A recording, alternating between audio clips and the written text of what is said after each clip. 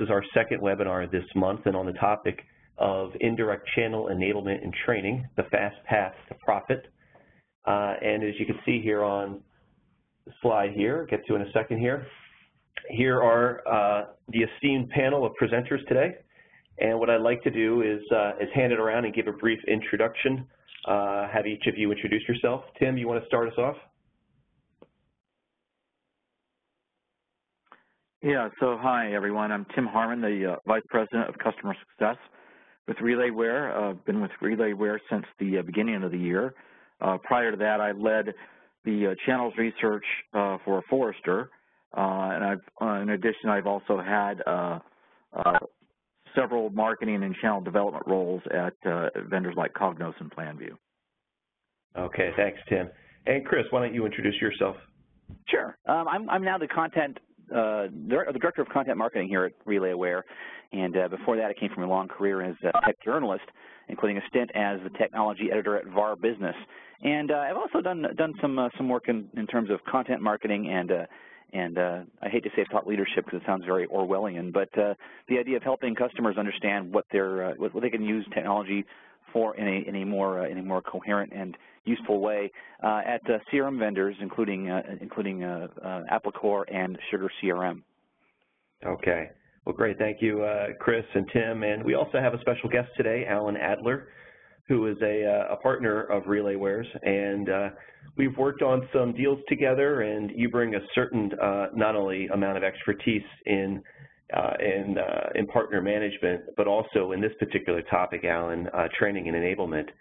Could you introduce yourself for us? Sure. So we're a boutique consulting firm that helps vendors develop go-to-market and partner strategies around cloud computing. And over the past couple of years, we've had numerous engagements around partner enablement, all the way from basic program development all the way up to complex business model transformation. So happy to be here today. Thanks, Jim. Great. Thanks, Alan. All right, well, let's set it up here and talk about training and enablement here and why we're here to talk about this. As I mentioned a minute ago, we've done a number of webinars on a number of different topics, from rewards, incentivization, and recruitment.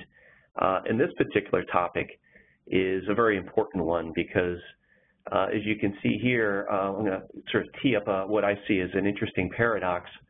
Enablement spending is on the rise. According to Serious Decisions here, and looking at a 3-year analysis of channel spend, it shows that enablement programs have been steadily rising over the last 3 years. And within most channel programs, it can range anywhere from 30 to 50%, half of the overall channel budget, which is clearly a significant amount. Again, this is according to Serious Decisions. But what's also interesting is another data point from this firm says that channel marketers report that less than 20% of their partners regularly participate in enablement and training and other elements too, like access portals and demand generation. So it's an interesting paradox here is why is spending on the rise when participation is so low? And I think there's a lot of reasons for it, which we're going to try to get into as many of them as we can today. But if you've been on previous webinars of ours, you've probably seen this slide, which says that on average, channel partners are participating in 8 vendor partner programs. So one of the reasons, not the reason, but one of them may be that, there's just so many partner programs and vendors that channel organizations have to participate in and are competing with each other, that it becomes an enormous burden on a lot of channel organizations to handle all of these. So as a result, they're not participating in them, and there's a lot of competition there. So this could be one of the reasons for the slow uptake. And I know, Alan, you had a point on this you raised earlier, which may be another reason on top of this. Or I'm sorry, Tim, I meant to say. Yeah, so 2 points I'll actually make. One is, and you said, Jim, that enablement spending is on the rise, but partner participation is not rising accordingly. And one of the issues, I believe, is that enablement spending is rising because partner participation is low. I think there are a lot of tech companies out there that realize that they just don't do a very good job in terms of their partner enablement and training programs and need to put more muster into it. The other point I'd make here is that it's not, so let's take the case where a partner has 8 vendors in their portfolio. It's not a matter that there are just 7 other vendors that are causing distraction. It may be the case that those 7 other vendors actually have better partner enablement and training programs. And if that's the case, you're actually, competing with those vendors for those partners' enablement eyeballs and ears. And so you've got to make sure that, your partner program isn't just improving upon itself. It has to be best in class because you're competing with other vendors for it. That's a great point. So let's take it. Let's go quickly here. Now we've set up the situation. Let's go through our agenda and what we're going to talk about today. So when we talk about the current state of indirect channel enablement and training, first we're going to talk about why you should care. Second one is, what are the common problems? What are things you should be looking for within your current training enablement program that may be indicators of a lack of performance and a lack of success? We're also going to talk about how the cloud has, changed not just training, but the whole program. And we've talked about that a number of times as well, the whole sort of partnership ecosystem here. So we'll talk about that, and then we're going to lead into what are the 10 best practices. There are clearly a lot of best practices that we could probably spend some time talking about today, and we did our best to cull it down to 10 today. And then we'll wrap it up, we'll summarize, and we'll open it up to some questions towards the end. So let's jump right into it, and why should you care? And this is, I think, a continuation, Tim, of what you were saying a minute ago here. First of all, training and enablement is not a one-time occurrence for every new partner you onboard. That world has changed. There's a lot of things at play there. And Chris Buchholz, if you're there, maybe you can explain to us, as the author of the white paper here, and I know you spent a lot of time thinking about this, what are the things, what are these, we can call them maybe compelling events that are driving people to think about training not just as a one-off, but more of a continuous and ongoing process? Well, there's a couple trends at work here. First, I think it's interesting to notice that slide we showed earlier with the number of partner programs, the average of 8 partner programs per partner that they're involved with. Think about that for a second. If we took the old paradigm of training, which was you go in a room someplace for a half day or a day, and somebody teaches you stuff face-to-face in one big lump sum. If you add that up over the course of an average of 8 partner programs, somewhere between 4 and 8 days of your employee's time, that is not very appealing anymore. So there's got to be different ways of doing that, and smart training programs are figuring that out. We'll look at that a little bit later in terms of the best practices to follow in doing this. But there's also a desire the other direction from the partners to be fully trained. It's kind of, again, another paradox. They don't want to spend a ton of time in one contiguous lump training, but they really do need the training because they know it's a competitive advantage against their competition in the marketplace. They know they need it. So what you've got here is a situation with all these different things playing into your need to provide that training in a better way, in a more managed way, and a more manageable way for your partners. Think the thing at the bottom there, at the bottom left of the screen, new users, very important because all that effort you do tends to accrue on them. They've got the longest to catch up. If you've been in the program a while, you can just sort of do some maintenance training, so to speak. You can get up to date on the things that are coming along the lines from new partners or new programs, new versions of your product, for instance, new competitive information about competitors as they appear and as their products appear. But if you're a new user, you have to sort of internalize all that very rapidly. So you see how this kind of builds over a period of time, and also you need to be able to explain in this process how to get from one point to another. In other words, how to go from a new user or a new partner to a company that's got people with certifications and companies with accreditations. There's a whole litany of things you have to manage in this process, and both you and your partners have to understand that this is not a one-and-done thing, not a thing where you walk in, you get the training, you get the certification, and you're finished. It's a situation where in order to become effective as a partner and to be effective as a vendor, you have to make sure this is an ongoing process that continues over the entire life cycle of the partner with the vendor. Yeah. and one that's also structured, Chris, to be very flexible because, let's face it, things change. So as much as you're trying to keep a partner on a continuum here of training in a curriculum, things do happen, as this chart says, that just sort of kind of hit you sideways sometimes, and you have to be prepared to adjust accordingly. Yeah, it's interesting. We always use this. We often use this idea of this metaphor of college education for partner training, right? Where you've got a 101 level course and a 200 level course, et cetera. Unfortunately, that's not the way the real world works for partners. They are coming in and entering this process at various points as need and as time and as desire dictates. And so there's lots of things you can manage as the vendor, but you also got to be able to adapt to the pace of your partners. Well, great. You know, Alan, when we ask the question here, going back to the original question, is why should you care? You have an interesting statistic here that says 80% of partner-sourced and influence revenues are contributed by those that are vendor certified. And as a marketer, when I think 80%, I immediately visualize Pac-Man, of course, as a metaphor for 80%. But in all seriousness, you know, why should people care? I mean, what is the implication and the impact of training to revenue people could expect to see? Sure. Well, one of the things that our clients often ask is, I know I need to train my partners, but I can't really calculate a hard ROI associated with what happens when I train them.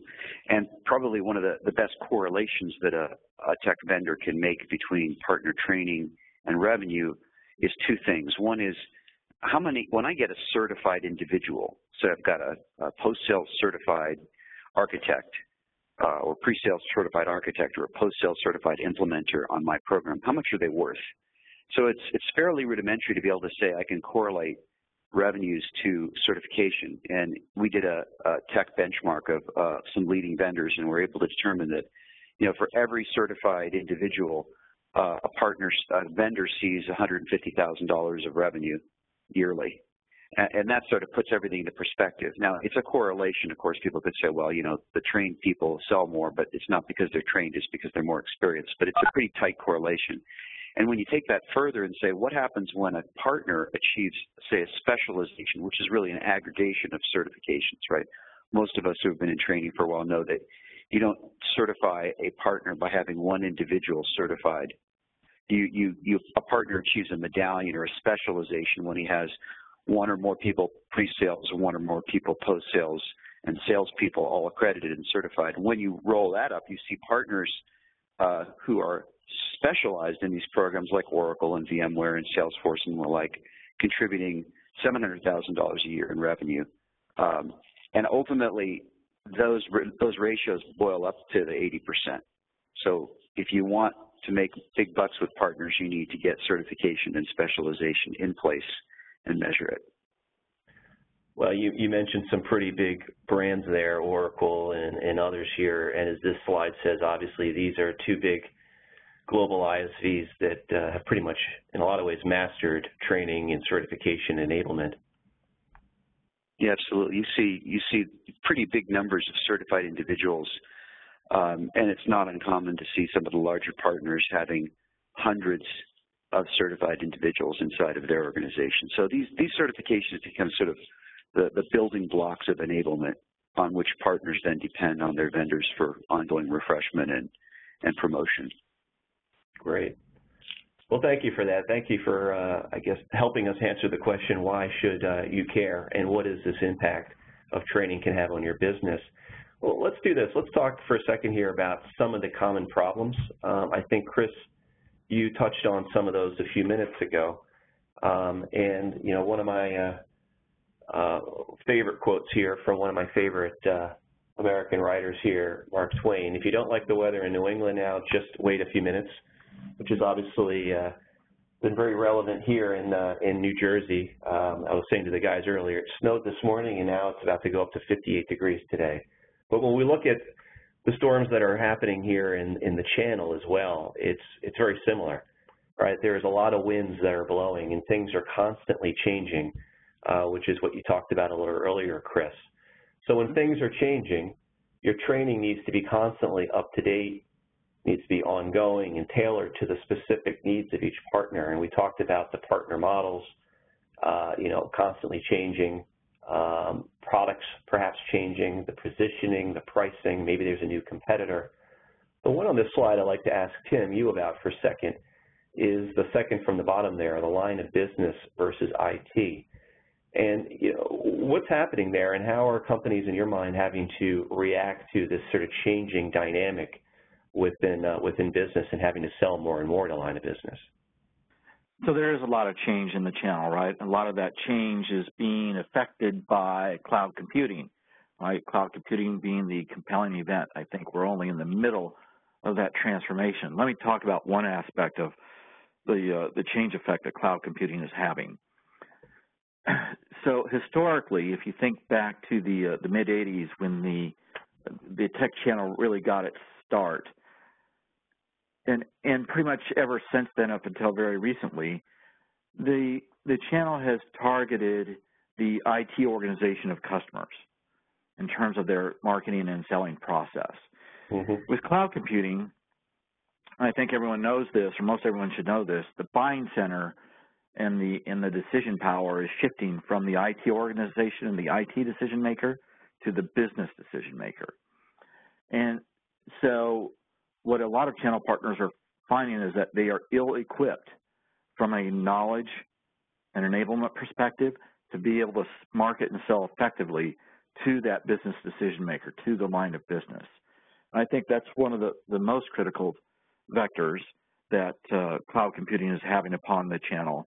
There are going to be others that we talk about here in a few minutes with respect to our best practices, but certainly the fact that the customer target is changing or shifting, and even though in those cases where it's not the business decision maker or line of business person that's driving the decision, they certainly are going to have a higher participation level.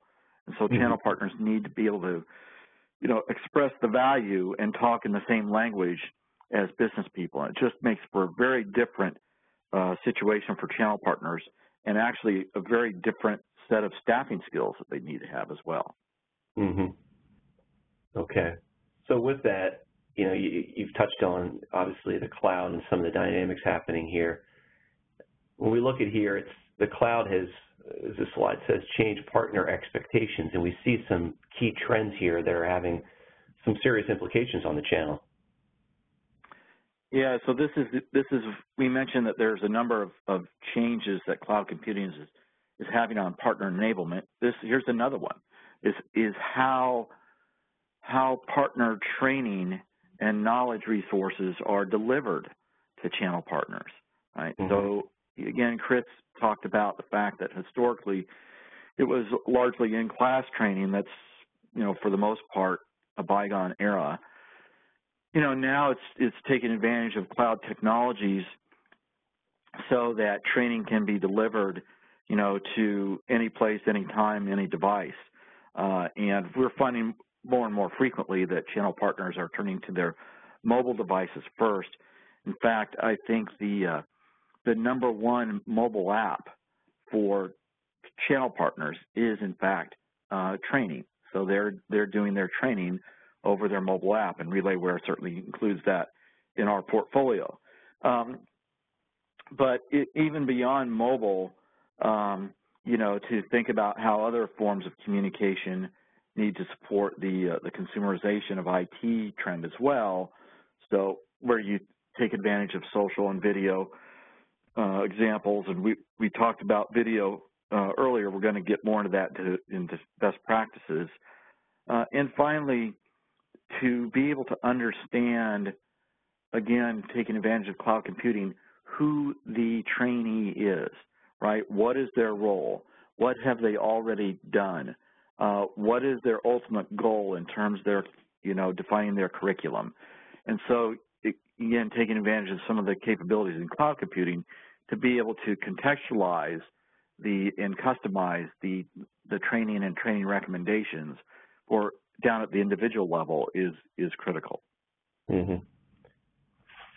Yeah, and I think that's a big part of when you talk about the value of a system and software is really understanding the context of that individual and that organization. and where they are in the continuum and how sophisticated they are and what type of training they need. And having the ability to do that in an automated fashion versus a manual fashion is very important. So we'll come back to that in a little bit. So Tim, you've been talking about the channel, the cloud's impact on the channel for a number of years. In fact, you wrote this report back in, I think it was 2010 even. I did. When I was with Forrester, it was 2010. We actually updated it in 2013 as well. But the theme of the report, the research that we did was on channel partners' business models and the fact that they're changing their business models pretty dramatically. If you didn't think historically, a channel partners' business model was driven largely by product resale and the discount margin that they made on that product resale. If you flip to the next slide, you can actually see that their business models are much more diverse than they've ever been before. I think this is driven by cloud computing again. One of the aspects of cloud computing, or one of the results of cloud computing, is that product margins are going down, and so channel partners can't be dependent on product margins alone to sustain their profitability or the growth of their businesses. So what are they doing? Well, in many cases, they're experimenting with other types of offerings and services that they can wrap, particularly with respect to cloud. And this is a slide that we've used in previous webinars too, Jim, but I wanted to bring it forth here just to show the great diversity in channel partners' business models and the fact that you've got to be able to support that diversity. In other words, let me make this point. A lot of times, tech vendors focus on product training. Those now that have an additional focus on business model training are going to win a lot of the hearts and minds and wallets of channel partners going forward. Excellent. Alan, I think you had a point here on compelling events when we were talking about this previously. Yeah, I think Tim just touched on it. What's happening that we're seeing with a lot of our clients is that they're using this business model transformation that Tim talked about to help partners evolve and change the way they sell, to whom they sell, line of business versus IT, and the nature of their service offering, maybe more consultative, more MSP after the fact, managed services. And those transformations are very difficult, and the vendors who drive that transformation do so for the benefit of the partners, and then they gain the share of wallet advantages as a result because it's tremendously valuable to the partners. So super exciting time, and also one where the transformation question raises a lot of complexity for vendors who are trying to get this right, because it's not just, like you said, it's not your father's training anymore. Now it's very, very dynamic and different. Exactly. Well, let's do this. Let's get to the heart of it here and talk about the best practices. As I mentioned earlier, we had a hard time getting it down to 10, but we did our best, right? And when we look at the 10 here, we're going to split them across 3 stages because it's important to recognize that not everybody is at the same stage in the maturity of their channel program. We're going to start here with some best practices that we put in the category of establishing. So if you're somebody who's joining us today who doesn't really have a partner training program established yet, some of these may resonate with you. Or maybe the second stage here is you currently train your partners, but it may be very rudimentary and focuses primarily on sales training. So at this stage, we're going to help you get to a point where you can better engage with your partners through some of these best practices. And then lastly, maybe you have a fairly sophisticated training program already set up and it's become an operational challenge for you. So we're going to present some best practices here to help you get control and even optimize your training program. So with that, let's jump right into the first one and get us warmed up. And I think we've kind of touched on this a couple of times already, but if you're thinking about bringing people, if the core of your training program is bringing people out of the field and putting them in a classroom for a couple of days, you may be setting yourself up for some challenges. I think there's broadly an expectation more and more that people are able to do this on their mobile device, as Tim talked about, and just online in general through video. One of our customers here is Xeris, has set up a Xeris TV channel that includes a number of different videos for training. And if you look at the statistics over here from Global Web Index, you know, the reason we think this is really important is you look at almost 2/3 here of people who are using YouTube today are really in that sub-34-year-old range there. So it may not be as critical for your business today, but it's probably going to be critical in years ahead that you think in terms of video and in providing this training online for your partners. All right, let's jump to the second one here. Training content must be indexed. You know, what are your thoughts here, Alan?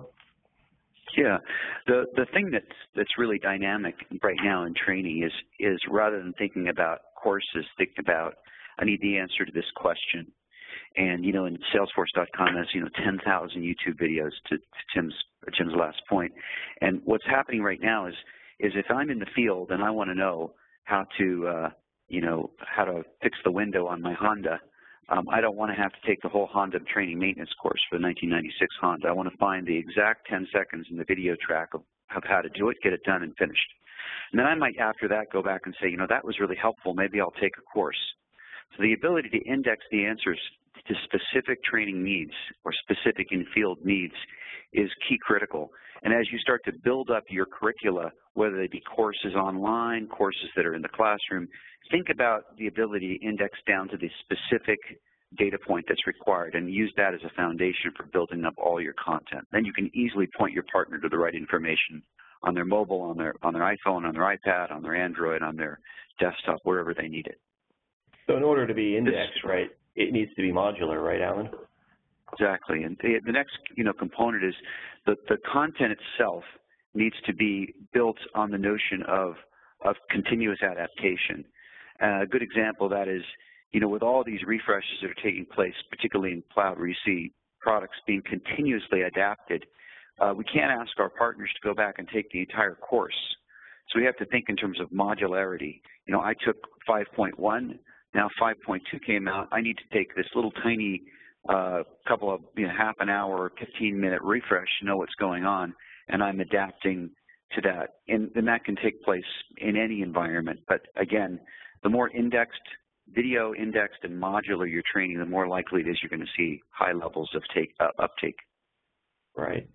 And for a whole other discussion on mobile, we would talk about sort of the adaptation of that content across multi-channels and multi-modes, whether it's at the desktop, the notebook, the iPad, or the iPhone.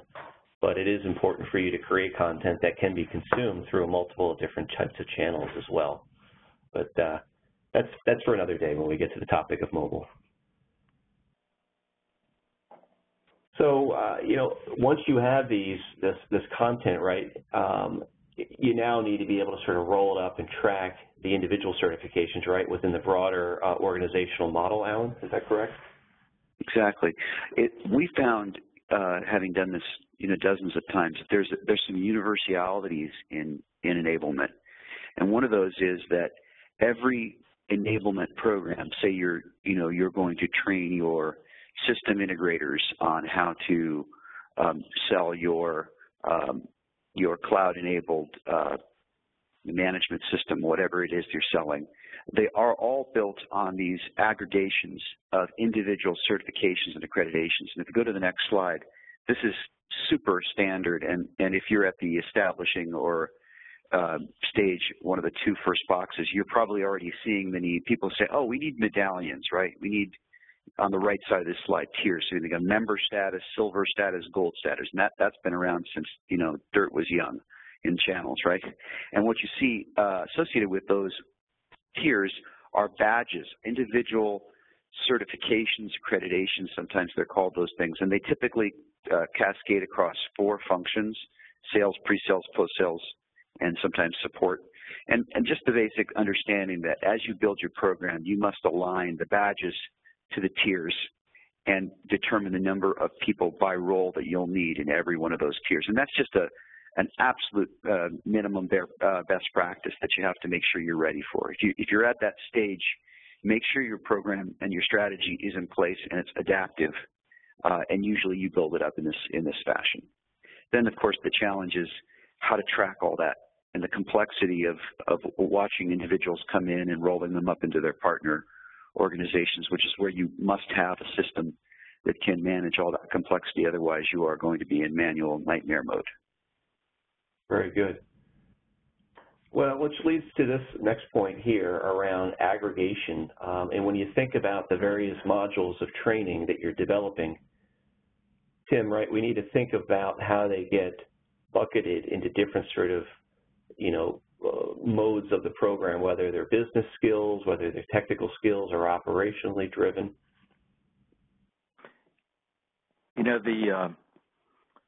A lot of tech companies would focus on that middle category, technical skills, right, going forward. And I think that's what a lot of companies think about first. How do I make sure that my channel partners have the skills from a technical perspective to implement and support our product? And certainly that's going to be critical. One of the things that we're finding is that as technology solutions or technology products get more complex, which they are, you counter that with the expectation by customers that solutions delivered by channel partners are more simple. And so there's a great burden on channel partners' shoulders to be able to facilitate that technical product complexity to end users delivered simplicity of transformation. And that's a key aspect there. On the left, business skills, and I talked about earlier the notion that the buying centers are shifting from the IT decision maker to the business decision maker. So it's critical to be able to have your channel partners equipped with the knowledge to be able to address that business decision maker. And sometimes that means addressing those customers' needs with services, value-added services that may not be necessarily familiar or traditional to channel partners. So you go into operational skills on the right, and here we noted that a lot of the staff skills of traditional or of channel partner companies do not match up to being able to sell to a line of business. So you've got to be able to help your channel partners manage that transition. One of the things that I did when I was at Forrester is we counseled tech companies to build a college or university referral program where they would bring in marketing interns or sales interns to help manage that transition from selling to the IT organization to the line of business. And then, of course, there's a lot of channel partners that either are experimenting or are in with both feet into the managed services business. That tends to be very profitable for them and in a business model that supports their traditional support business model using a remote automation capability. And so being able to provide training and certification around managed services is another example of excellence of what we find in tech companies. Right. So I think a lot of this lends itself too when we talk about some of these earlier best practices. How do you know you're being effective here? How do you know you're making a difference? And reporting and business intelligence and dashboards is so critical. In fact, it's something that we recently announced with our latest version of the platform, is putting in a lot of business intelligence capability into the platform. But tracking how effective your training is critical, right, Tim? Yeah, one of the things that I heard from a channel chief just a couple months ago was what he referred to as the black hole of enablement investment. So Jim pointed out early on that channel enablement investment is on the rise. A lot of times it's unfortunate that a lot of companies don't track where that investment's going or how it's paying off, right? So to have a robust business intelligence capability is critical. And it's not just measuring, training and certification trends over time. It's actually doing that business intelligence analytics correlations, right, where you can track the relation of your channel partners' investments in training and certification with, for example, their utilization of market development funds or their execution of through partner marketing activities? You know, is that higher for channel partners that invest more in training certification? Or is there, are their sales deal sizes growing bigger? Or are their sales cycle times growing smaller? So those are all things that you would presume that your channel partner enable investments are paying off. But to be able to have a business intelligence capability that can actually prove that is going to go a long ways to proving to your management the justification for that investment and making you successful. Right. Yeah, and as the slide indicates here, you want to be able to track, you know, global usage. You want to track what types of devices are being used when people are going to the training, what types of content are pulling better than the others, what groups, obviously, you're downloading and how much time they're spending on there, and ultimately what's tracking and what's pushing the business forward and having an impact is critical. You know, this best practice here is just a reminder because we see so many people who are developing their training and enablement doing it within a vacuum and not necessarily involving other parts of the organization where they're training, you know, either their field or their inside sales teams, maybe their customers and what training is happening there, maybe even employees as well. So it's important to think about partner training as it's integrated within other parts of the organization and other training programs. You know, you may not have to reinvent the wheel and come up with net new content for your partners. It may already exist in other places, not the least of which is within the sales organization. So this is just a reminder to keep it coordinated and try to bring together other people as you're building this program from other groups to make sure that you're getting their perspective as well. One of the things, too, Jim, to note is that a lot of training content is going to be shared between internal audience and external audience, i.e. your channel partners. And so one of the things you want to make sure is that your training systems and all your training courseware material is SCORM compliant. SCORM is the industry standard for learning management systems to make sure that training content for one learning management system is transferable and usable by another learning management system. So it's a key factor because, like I said, you won't be developing all net new training content for your channel partners. You're going to leverage training content from other resources and adapt those to your channel partners as well. Great point. Okay, best practice number 9. You know, Chris, as somebody who is, I would put in the category of an expert when it comes to social in your role as director of content, you know, it's pretty obvious to see how people should be leveraging social media to get, I guess, greater awareness of their certifications and not necessarily make people, you know, the vendors know that you're certified, but also letting other partners know you're certified as well. Is that correct? Oh yeah, there's a couple reasons for this. One, it's great incentive. It sort of touches on the concept of gamification, which is rewarding people for doing things you want them to do in ways that are sort of non-tangible. So it's a nice little attaboy when it says, hey, this person just completed this course or earned the certificate. That's a nice little thing to do that makes them feel good about participating in the program. It also lets them know that you're aware of what they've done, which is a great thing. Frankly, it makes it look like you're more on the ball. The other great aspect about this is that social is not just you broadcasting out to an individual. It's you broadcasting out to a big audience. And so it may well be that the person who you're congratulating has a competitor who sees this and goes, oh my, I need to get on that program and get my guys certified and up to date as well. So it's got a nice add-on effect there. It's also great because social isn't just you broadcasting to one person or you broadcasting to a audience of your followers or your acquaintances. It's about those people in that social circle working with each other, and you can sort of create an effect where your partners are motivating and incenting each other to move towards greater use of your training tools.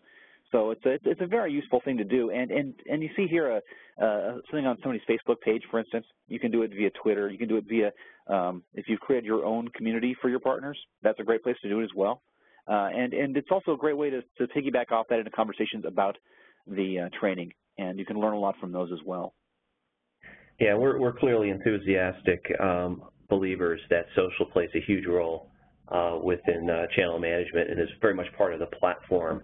As you can see here with one of our customers, Avid, and their partner Central, we provide that capability for social within our technology. You know, we promised 10 best practices here. The 10th here is, I'm going to hand it to you in a second here, Tim, is kind of a grab bag of a few things, thinking outside the box. And I think the point here, Tim, right, is don't be afraid. You know, try different things. Don't fall into your grandfather's Oldsmobile, your grandfather's training. You know, try to be innovative and test new things out to push the success forward. What are some of those ideas? I know you touched on the level curricula earlier. Yeah, and these are some of the ideas I think that some of the visionaries that I've come across in the tech channel industry over the course of my years of research. I wanted to bring them out as examples. You know, so one of the things is staged curricula from 101 all the way up to graduate level, and so you may want to do that. In fact, you should do that because it's a strategic advantage. Let me explain what I mean by that. The research has shown that the more that a channel partner invests in a vendor's training and certification program, the greater the wallet share that that channel partner gives to that vendor. So it makes logical sense, right? If a channel partner is highly invested in a particular vendor, they're going to spend more time learning and marketing and selling that particular vendor's technology products. And so that's one key issue. Here's another point, the transfer credits. You might want to work with your technology alliance partners to see that you would allow training provided by a tech alliance partner to count towards your own certification program. Jim mentioned early on that there is an average of 8 vendors in a channel partner's portfolio. That's an awful lot of training and certification they can go through. And if there's anything that can be shared or used on an acceptance credit basis to get from one vendor to another is advantageous. I'll give you another example. It's not only your tech alliance partners, it's potentially your competitors. So there are competitors, for example, to Cisco today that will recognize a Cisco network certification and grant that partner a whole lot of transfer credits for having that Cisco network certification in order to become certified for their network program as well. Proctored exams.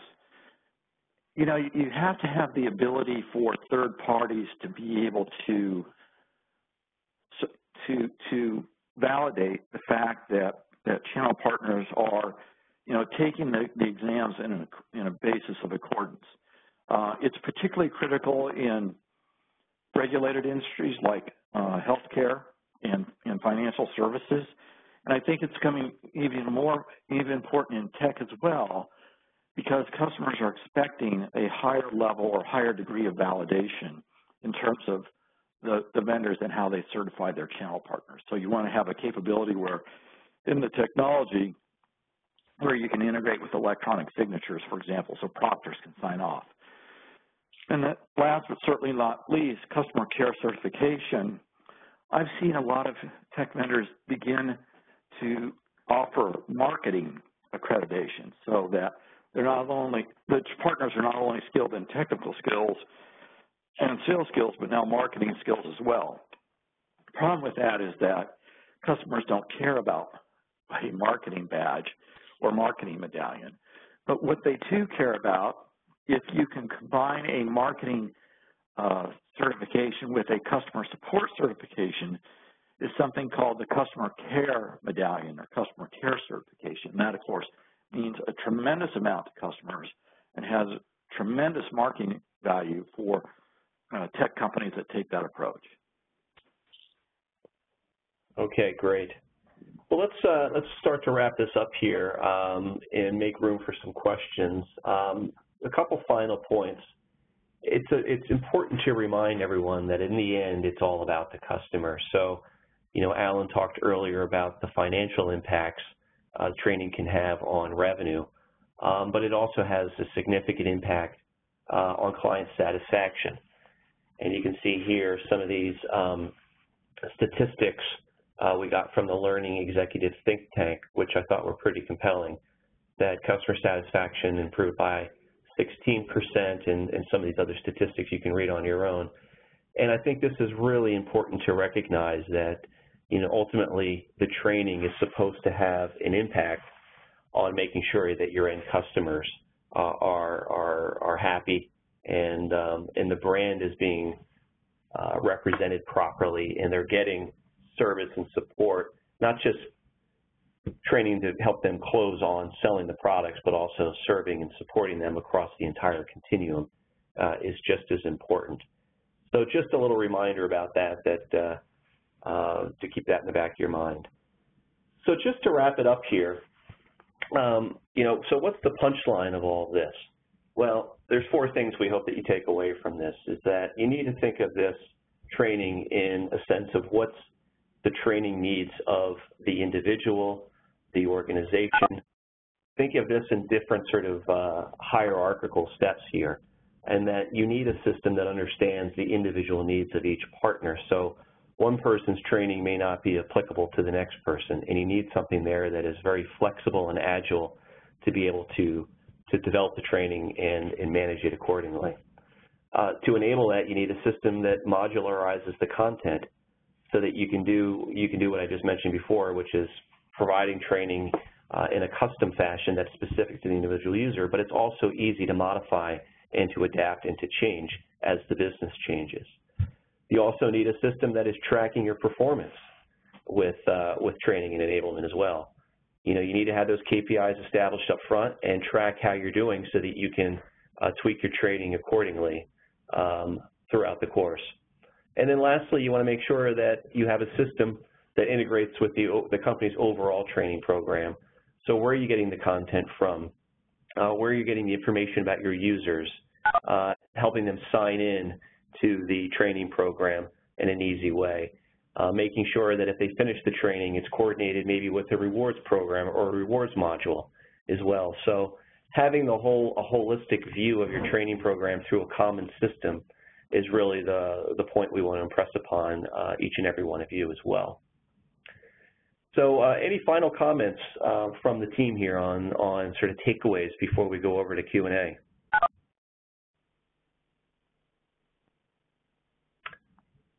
Okay, so let's do this. I'm going to open it up to some questions here. I'm not sure, Karen, if you're back on the line. Yeah, I hope you can hear me loud and clear, Jim. Okay, great. Well, why don't you help us with some questions here? Yeah, first one, I thought maybe, Tim, you might want to take this. We've talked, this notes that we've talked a lot about a number of best practices, but can you give examples of the worst practices? What do techie companies do wrong or miss? So, of course, we all know we learn from both. So what do tech companies tend to do wrong or miss? Worst practices. I love that. Let me give you a couple. I think the 2 things. One is that the approach to partner training and enablement is too narrowly focused. So it may be focused only on, for example, technical training, whereas we talked about in this webinar that there's a lot of other aspects that need to be addressed, right? Business model training, business services, marketing and sales training, enablement. But so too narrow a focus, and also I think I've seen where a lot of companies don't have that graduated 101, 201, 301 level training certification as well. So it just it only touches the surface. A lot of training and enablement programs, I think, from a worst practices perspective. But I think the worst practice is no BI. Right, no business intelligence, no insight, no analytics into, how that training and certification investment is paying off. And to the point that Jim made, no insight or analytics into how effective or popular that your training courseware and curricula actually are for partners, so that you can optimize and tune that training courseware and curricula over a period of time to better meet partners' needs. Thanks for that, Tim. Alan, there's one here for you, and as we're getting close to the hour now, maybe we'll make this the last one. But the question is, what makes the biggest complexities in managing partner training? Sure. Every single one of our vendors tells me that they see partner training as being an exceedingly manual affair. The best example of that is, at the end of the day, you don't train partners, you train individuals at partners. But if you can't roll those individuals up into a partner at a collective level, you really can't manage training at a partner program level. So the complexity lies in having many, many data points that aren't automated and integrated into an overall programmatic form. So if you want to manage spreadsheets across the globe and keep the program up and running, that's great. But as soon as someone asks Tim's question is, what are we getting for this? And you can't even roll it up. BI is hopeless. You can't even begin to track it if you don't automate the connective tissue, so to speak. Well, great. I'd like to thank everybody for joining us today. Chris and Tim, thank you as always for joining us for this webinar. And as you can see on the screen here, if you haven't downloaded the white paper already, you can download it here at this URL at our website. Also, feel free to chime in on the conversation with Twitter, or if you want to send us any questions you have or give us a call, we'd be happy to help you out and answer any questions you have. And I'd also like, as we close, to thank Alan Adler for joining us today as our special guest and presenting with us today. And Alan, just in closing, is there anything you'd like to share with the audience as far as how Channel Cloud Consulting can help people with their training program or other parts of the Channel Enablement program? Oh, I'm not sure if we've lost him on mute or not. Oh, I'm here. I'm just saying, if you have any channel strategy or partner strategy or go-to-market challenges that you're facing, give us a call. I'll be happy to chat with you. Okay. Well, with that, thank you all, and please check us regularly as we have these every 2 weeks, and we'll talk to you all again soon, and thank you all for joining us. Have a wonderful day.